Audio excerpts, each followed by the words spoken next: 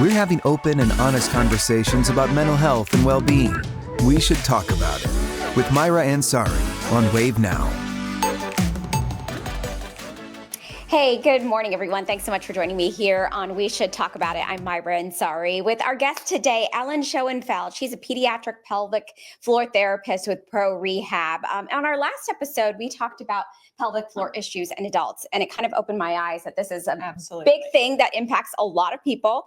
And sometimes we don't understand maybe why we are feeling the way we are feeling or struggling, and it impacts our mental health. 100%. And we see that with kids in pelvic floor issues. So Ellen's going to help us understand this. So if you're a parent out there and your child is having issues with urinary issues or bowel issues, if they're wetting the bed at night, if they have urinary frequency, urinary urgency, or kind of that tween population who experience pelvic pain, you name it, we will see it. Okay, so when you mentioned bedwetting to me, I think that kind of caught my attention because a lot of parents, we go through that phase with our kids while they're young and we get frustrated and we don't understand what's happening.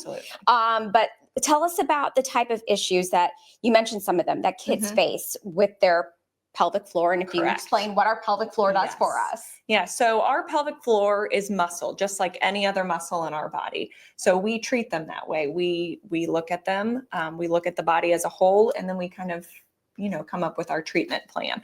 But we treat kids who have bowel incontinence. So whether they lose all bowel control, or some parents will just kind of come in and say, oh, we have like a little skid mark in our underwear, or it looks like my child may have tooted and some came out. Or we treat kids who have urinary incontinence, whether it's they're running, playing on the playground and they have a little bit of leakage, they're laughing, coughing, sneezing and have leakage, or if they're bedwetting at night. So we treat all of those diagnoses. Frequent urinary tract infections in kids, we will see.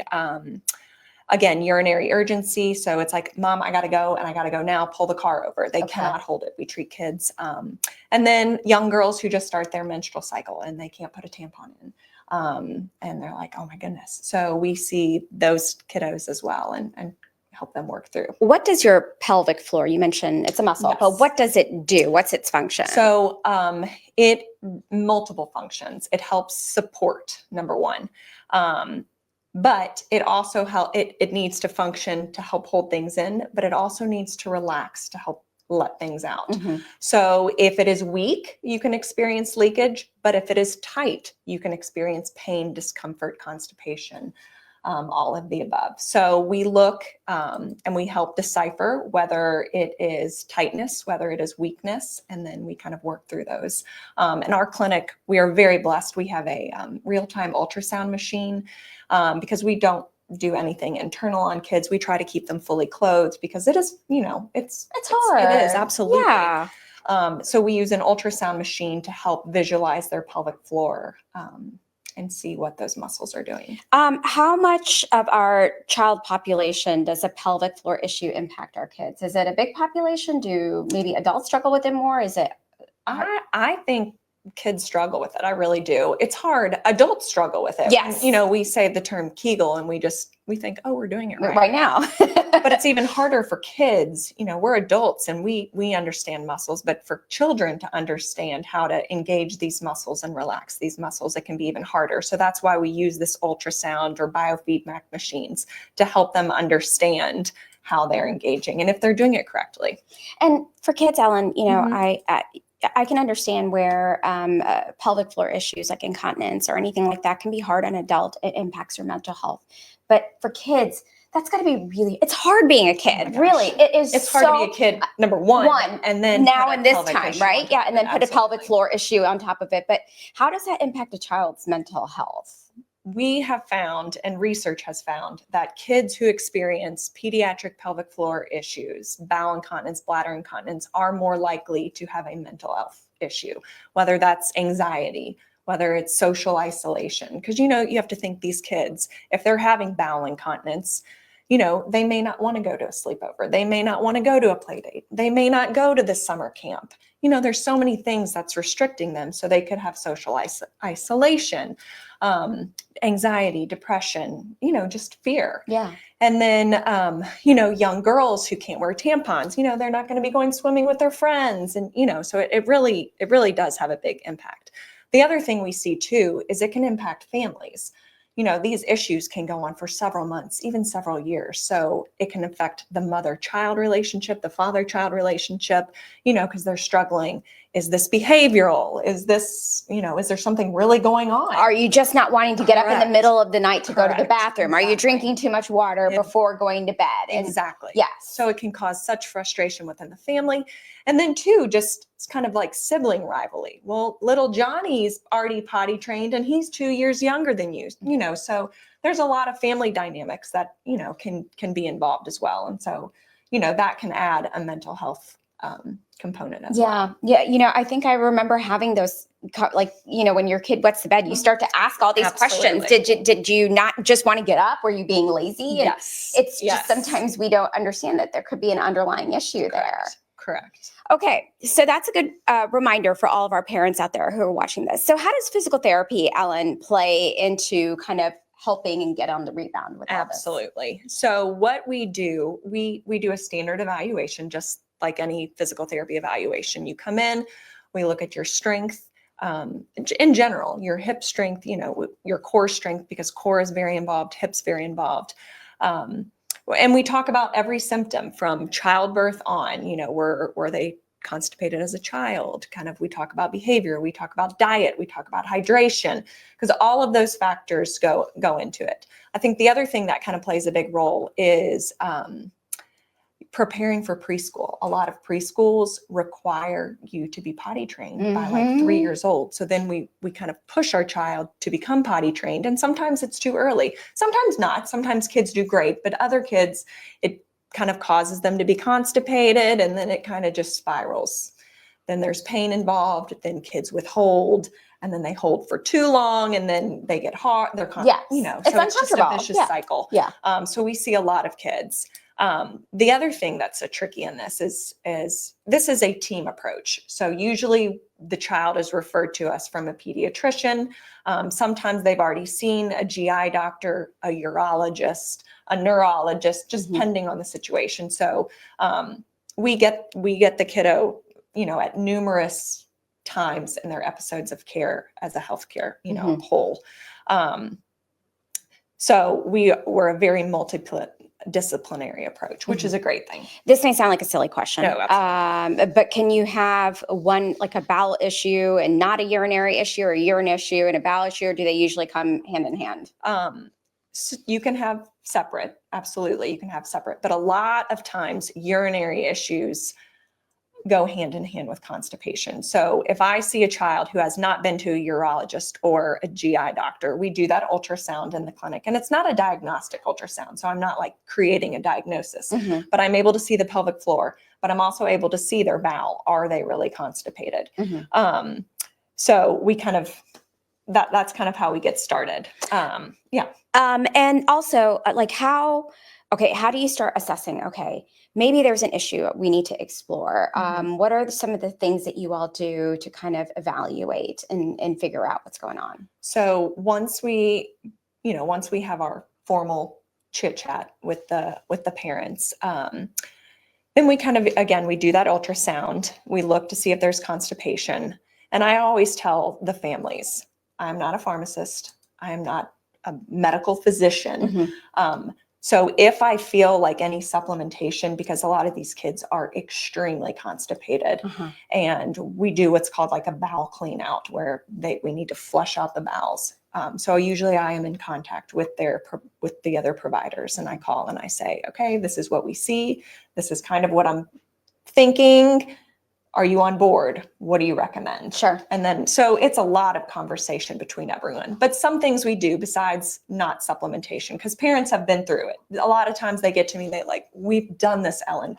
We've already done Miralax. We've done this. It makes it worse. So we do a lot of breathing. The pelvic floor and the diaphragm really work in unison. So we do a lot of breathing techniques. We do a lot of massage. But the majority we do is a routine. These kids need to be on a routine for bowel, for bladder, to really get them moving. So is this something that can hopefully get a fix, or is it something that if you have it as a kid, you're going to live with it and No. it's going to be there forever? No.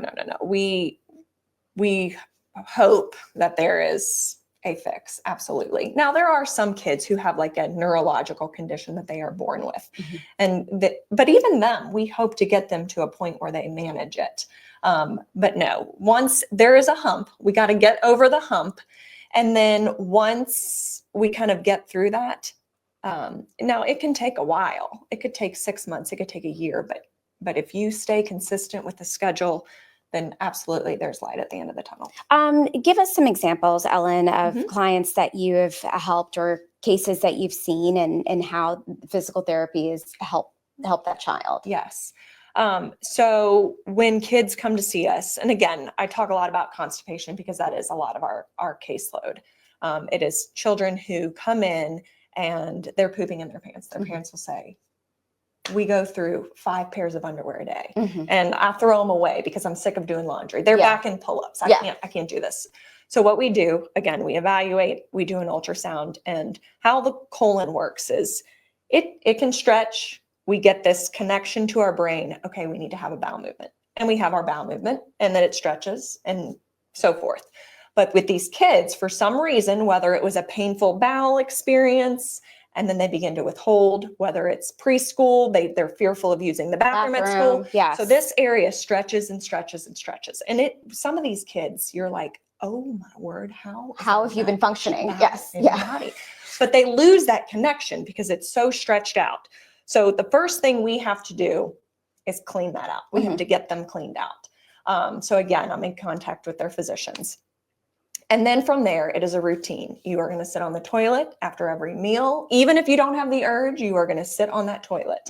And hopefully we get some bowel out because now we need to keep you clean. Okay. We're going to do massage. We're going to do these stretches because a lot of the times these kids have been withholding and their pelvic floor, number one, is tight because they've been holding. And number two, it's weak because it's starting to be stretched as well. So first we focus on stretching. Yeah. Let's let that muscle relax. And then once everything's kind of cleared and we're doing better, there's less accidents, then we really focus on strengthening and coordinating that pelvic floor. Okay. And focusing on core strength as well with these kids. So that's kind of one of the things Ellen just mentioned, like if your child is having this ongoing issue of having a bowel movement in their underwear and it's impacting how they're functioning at school. Can you imagine? That's got to be so horrible and awful for a child to go through. And we all know how kids can be if you are having an accident at school.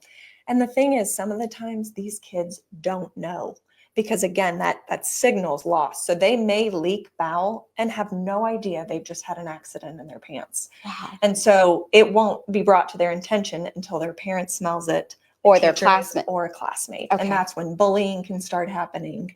That's really tough. Absolutely. Because that's probably something that sticks with them, for a long time. And, we see kids age 6, 7, 8, 10, 12, so we see kids who unfortunately have been going through this for years. It really does have a huge mental component. That's interesting because I think sometimes we don't understand that a lot of things that we go through with our body have an impact. Now you've got 2 issues going on, right? You've got an issue with your not being able to use the restroom correctly. And then also you're so self-conscious, you're fearful, you're scared to be around people. Yes. And I just got a note this week from a patient and I had seen her as a teenager. She was struggling with pelvic floor issues. She was on pain medication, gabapentin. And, she comes into the clinic and the first thing I do, because, sometimes when it's an older kiddo, they've been through it. So we sat down and we wrote down every symptom she had because I felt like there was a little bit more to her story. We write down everything and she ended up having a condition called endometriosis. So she went to her gynecologist and she, they created a game plan. She comes back, but there's still just some red flags. And So we ended up sending her to a neurologist. She ended up having another surgery, and she came and she wrote me a letter and just saying, Ellen, I have seen 18 different doctors, and you all are the first ones to write it down and look at me as a whole person. Because a lot of the times, let's say it's knee pain, you come in and we look at the knee, but it's not really the knee, it's the hip. Or the ankle that's causing the knee pain. And that can be the pelvic floor too. We look at it but it's not, it might be more than that. And That's interesting. So we look at that too. Yeah. Sometimes it's not necessarily exactly, it's this issue. It can be, our bodies are complicated. Oh, 100%. Yeah. Yes. And then the brain is like, it's an amazing thing. And it's all kind of how, when you said your brain tells you that you need to go to the bathroom, and if you ignore that signal, exactly. Right? Like, it's interesting. That is a whole nother issue too. The kids and screen times, they'll be on their iPad and they're ignoring the signal. I gotta go. So that can be an issue in and of itself. Is, sometimes we have to put that away and say, okay, go sit on the toilet. Actually, I can see that with my kids. I don't know if you all have kids out there, but my child will just be like, not looking up. And it's like, you're not even looking up for air or, doing anything. Correct. So now that makes a lot of sense how you've probably needed to go to the bathroom 20 minutes ago. Correct. And you've just been holding it. Correct. Whether it's peeing or pooping. Right. Yeah. So I think, our, times are changing. I think screen time plays a role. I think too, our food and our diet a lot, we have more processed food. So I think, we eat a lot of carbs. So just keeping in mind hydration, we need to hydrate, and not soda and, those type of drinks. We need to be drinking water. And then just foods high in fiber, good fruits, good vegetables, just not forgetting just the basics. Yeah. When your coworker, Susan Dunn, when we interviewed her, she's fantastic. And that you all approached this to me, I was kind of having, I'm going to admit it, a mental hard time understanding how there's a link and how kids, and when you break it down this way, Ellen, it makes a lot of sense where kids are struggling with this, how parents, we may not interpret something where maybe our frustrations get in the way because we're tired of dealing with the wet sheets. The laundry, and just for us, it's, normal to go do, and we don't understand that there may be an issue. Absolutely. Yes. And the other thing too, again, that it is multidisciplinary. So we do communicate with the teachers at school, if we need to set up this program. So we it's not just you're coming to us. We do reach out to those other providers to make sure we are caring for these kids in every way possible, because it is, the world is hard as it is from a mental health aspect, but put another issue on top for these kids, and it is extremely hard. Extremely hard. We get signals for teachers if they, raise their hand. That's a code for I need to go to the bathroom. So we kind of help these kids because we don't want it to be embarrassing. So we want you to have fun at that sleepover, at that party, and go and be with your friends and take part in sports activities and all those things that you don't want to miss out on as a kid. Absolutely. Okay. So, another question, I don't know if you ever get it, but like, what do you do if a child tells you, Mom, Dad, I don't want to use the bathroom at school. I am really embarrassed to use the bathroom. I don't want anyone to walk into me in on it, and I won't use it anywhere. Those, absolutely. So if it is a hard no, they will not, then I will say they have to try to use the bathroom before school and immediately when they get home from school. But again, sometimes we will communicate to the teachers to say, is there like a teacher bathroom that they can use and have it more in private? Because it is embarrassing, sometimes it does smell. Or, sometimes I will suggest like carrying a little bottle of spray, and then they can spray it in the bathroom when they're done, So, there are ways we kind of talk about how to work through that. But if not, then definitely sitting on the toilet before school and as soon as you get home from school, and maybe again a third time after school to really help. Sometimes I think we forget that what we do is very normal. It's so right? Like, okay, I know, absolutely. Like kids get embarrassed. We get embarrassed. I have to use the bathroom at work. Oh my gosh, who walked in after me? And you're like, oh God, you're like, but we all do it. We all do it. It happens to all of us. Correct. And that's what is normal. Absolutely. But we have this thing like, don't talk Yeah. What happened? Exactly. Yeah. And that's why I think this topic is not talked about. Yeah. Because no one talks about it. It's Yeah. embarrassing. It's embarrassing to bring up poop and pee. And I think parents don't discuss it because we don't talk about it. Yeah. And I think too, it's become such a competition with parents to make sure our kid is the best. But it's okay to talk about. Yeah. And I tell the kids when they come in, I will say, I see kids all day. You are not alone in this. You are not, your classmate could have just been in here and you don't know it. Exactly. So it's nothing to be ashamed of. It's nothing to be scared of. We're going to talk about it, Mm-hmm. and we're going to help you get through this. You are going to be okay. We're going to get through this. I It may think- take a bit, Yeah. but we're going to get through it. But the effort, you put that effort in now, and then you won't be living with that forever. Correct. Okay, Ellen, this has Yes. been very insightful. What am I not asking you that you want folks to know about today?